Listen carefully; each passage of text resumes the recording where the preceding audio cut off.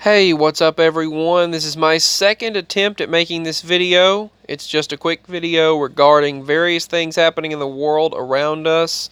I just wanted to go ahead and state that there's been a lot of seismic activity, a lot of volcanic activity, and there have also been a lot of unexplained activity taking place worldwide regarding various phenomena.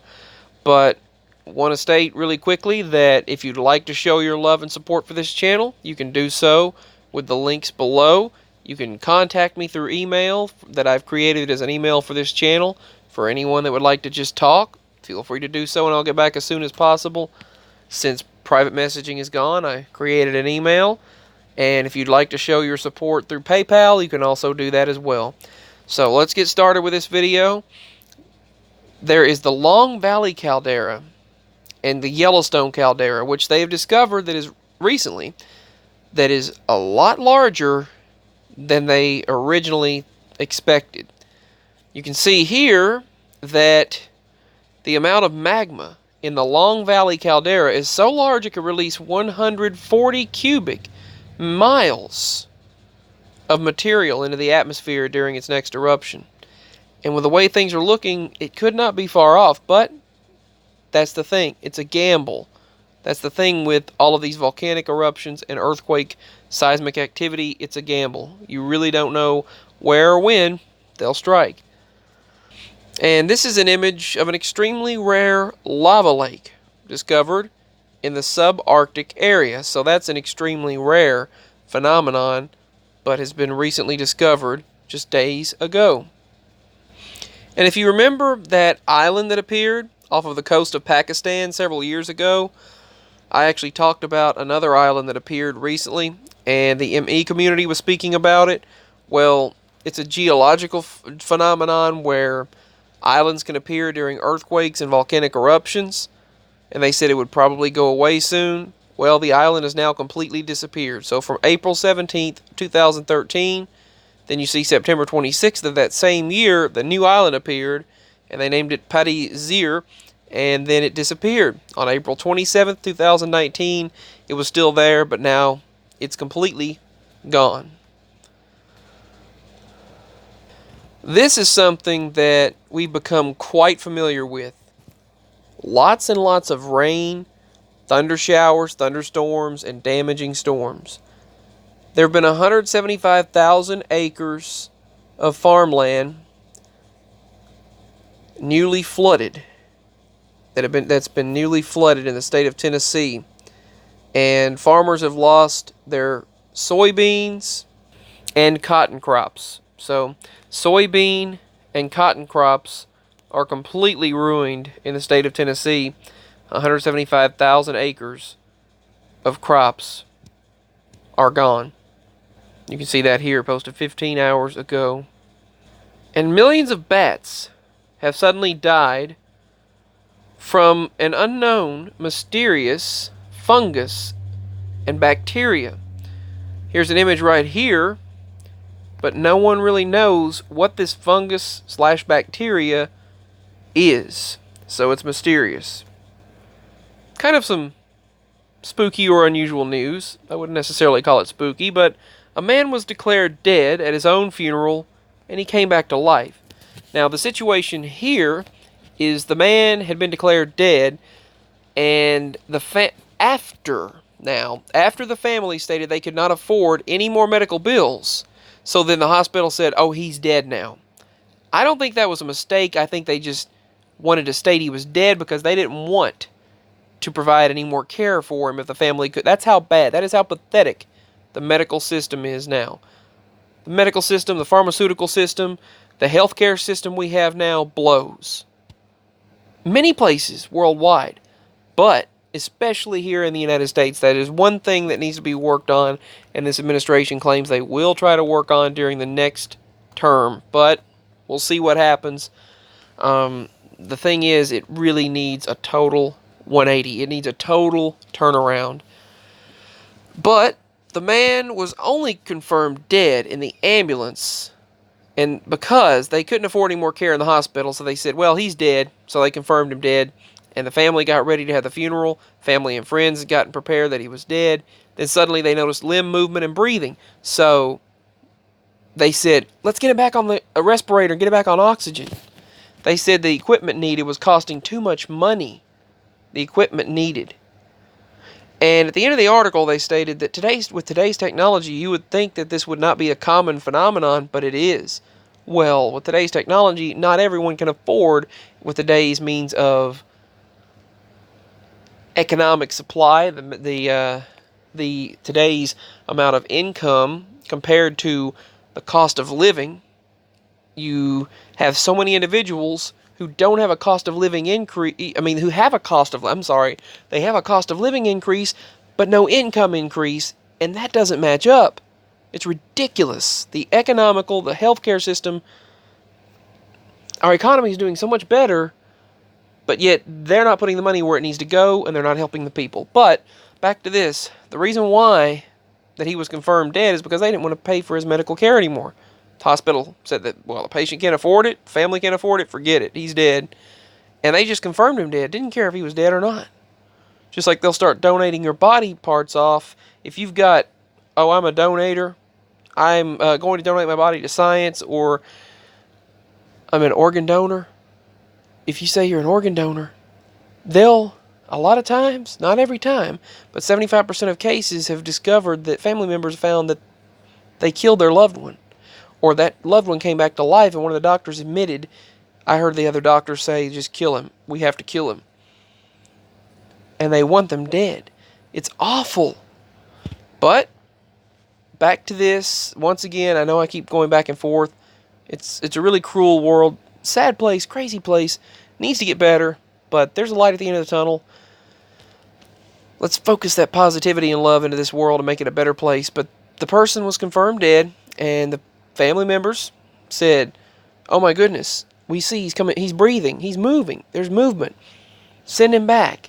So they sent him back to the hospital, and he was back alive, but he's not brain dead. They said he is alive. He's not brain dead because the body's still functioning, but he is in critical condition and he's been still in a coma. But they say they had a case in 2012 where a man, he was confirmed dead, and he came back to life later. 45 minutes later, there was another case. One man was dead for 3 hours and came back to life. Another case, this woman was put in her coffin or her casket, and they were having the funeral, and they were going to get ready to bury her, and suddenly she started screaming and woke up as they were going to bury her. And they stated, they were like, get her out of there, because she was screaming and banging on the coffin or the casket. She woke up that much later. And then, sadly, for the family, and sadly to all of those individuals hoping she would still be alive, 10 minutes later, she still passed away, and she died. So, but still, cases like that happen. On to some more news. The shaking in California continues. They've been covering it all night throughout the news. I checked it on YouTube and on Mobdro, looked at Fox News to see what was going on, and checked the streams online. They streamed for hours talking about it. I would check up sometimes, where there have been over 100 aftershocks since the earthquake of 7.1 in the middle of the night. A 5.1 that hit the Nevada area. That's the preliminary reports anyway. Those are the preliminary reports. There have been several tens of earthquakes that have hit through from the United States of a 5.0 and above. From Canada, the United States, into Mexico. And these earthquakes have been very rattling to the people. They said it's very alarming, they said, to realize the ground is moving underneath you and it's not stable. It could just fall right off from underneath you. No doubt.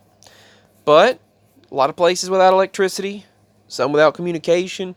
They're trying to get food, water, and fuel supplies to people that need it in immediate areas of issues. The Red Cross is going out, they stated, and they stated that they are without electricity in several areas, so they're trying to help some people. There's some fires that took place. Earthquakes, they're not predictable. You can tell which way a fire is likely to go, and you know the imminent danger there, but they said it's not an imminent danger when you don't know the predictability of something like this, which we know that already, and we knew that was happening, but after that 6.5,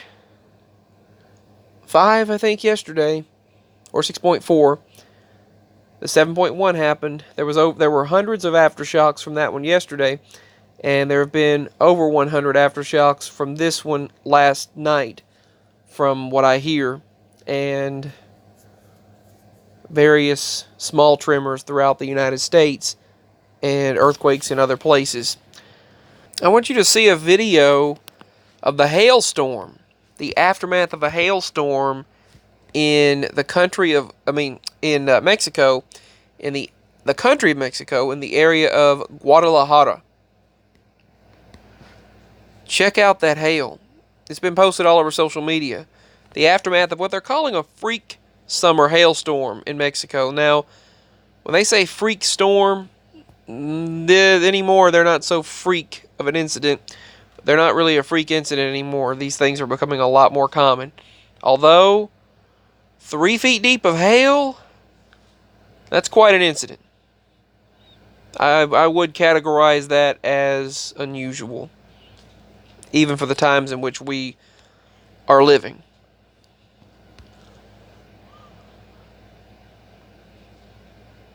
No one was injured in the storm, so that's good news for the people who live there. So let me go to some other news here. Prayers to all who deal with any types of disasters, by the way. I was watching as this earthquake that was reported near Las Vegas and LA and other places, I was watching them talk about it on the news all night. They were talking about it. They were panicking and things and talking about what was going on. So,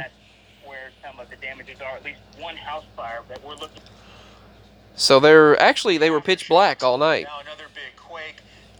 It's nighttime, and so that was last night. You could barely see anything except for the traffic lights. And it totally changed the mood. And seismologists have been warning about this. This was something that is a possibility. It was at the time. They even had these children, some of them 10 years old, saying, "What is happening? What is this?" The parents probably should have already told their children of the inevitability of at least the possibility or risk of such a thing, of an earthquake, and telling them that when you feel a shaking, they're supposed to have preparations for things like that as well. Not really preparations, but they're supposed to have drills for things like that. I mean, we even had earthquake drills, terrorist drills, and terror attack drills. We had drills for tornado drills. We had flood drills and all kinds of things in school. I guess, and shooter drills and everything. But I don't know you'd think the children would have been informed of such a thing. Bigger earthquakes, there's a smaller possibility of that, but then here you have this one kick back up, and that's the worry from a lot of the emergency responders that we spoke with.